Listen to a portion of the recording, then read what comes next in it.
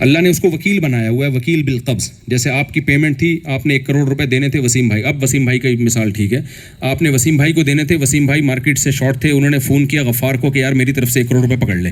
آپ نے غفار کو پکڑا دیے تو ادائیگی ہو گئی نا. کیا خیال ہے بھائی؟ تو اللہ میاں بھی یہ کہتے ہیں کہ زکوٰۃ اصل میں مجھے دینی ہے، تم نے، میں متولی ہوں، لیکن اب کیا ہے میری طرف سے وکیل ہیں، فلاں فلاں فلاں قسم کے لوگ ہیں، ان کو دے دو گے تو میں کیا سمجھوں گا، مجھے دیے. تبھی اللہ کہتے ہیں من ذا الذی یقرض اللہ قرضا حسنا، کون ہے جو قرض دے گا کس کو؟ اللہ کو.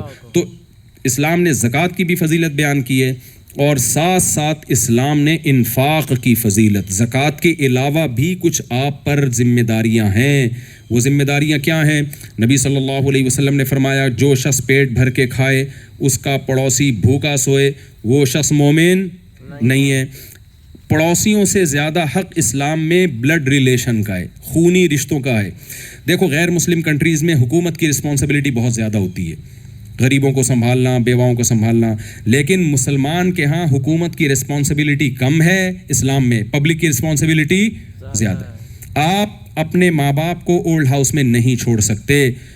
قرآن کہتا ہے وَعَلَى الْوَارِثِ مِثْلُ ذَلِكَ، نان نفقہ جو بھی بلڈ ریلیشن ہے نا، جو بھی مرنے کے بعد وارث بنتے ہیں، ان تمام وارثوں پہ ان کی وراثت کے بقدر نان نفقہ واجب ہوتا ہے. مثال کے طور پر ایک شخص کے 2 بیٹے ہیں، جب اس کی ڈیتھ ہوگی کوئی اور وارث نہیں ہے تو 2 بیٹوں میں، یا ایک بیٹا ایک بیٹی ہے، تو 2/3 بیٹے کا حصہ ہے اور 1/3 بیٹی کا حصہ ہے. تو یہ اگر اس کی موت واقع نہیں ہوئی اور یہ بوڑھا ہو گیا تو شریعت کیا کہتی ہے کہ یہ مر جاتا تو 2/3 بیٹے پر آتا، 1/3 بیٹی کے لیے آتا نا.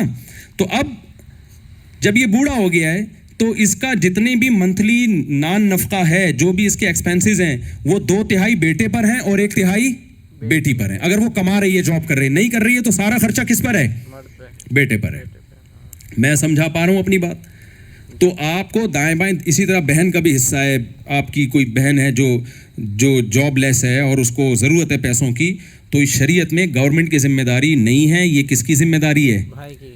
بولو بھائی، بھائی کی ذمہ داری ہے. یہ آپ کی خالہ، پھپھو، تایا، چچا، یہ ساری رسپانسبلٹی اسلام نے خونی رشتوں پہ لگائی ہے. غیر مسلموں کے ہاں وہ رشتے مارکیٹ سے کیا ہو گئے ہیں؟ شارٹ ہو گئے. ان کے لا ان کے حساب سے ہیں، وہ ٹھیک ہیں، لیکن آپ کے حساب سے جو اسلام نے لا بنایا ہے وہ کیا بنایا ہے کہ آپ کی بہن کے بارے میں سوال کس سے ہوگا؟ آپ سے ہوگا. اگر اس کے جیب میں پیسے نہیں ہیں، وہ اس کی ضرورتیں، بیسک ضرورتیں پوری نہیں ہو رہی، تو بھائی سے قیامت کے دن سوال کیا جائے گا.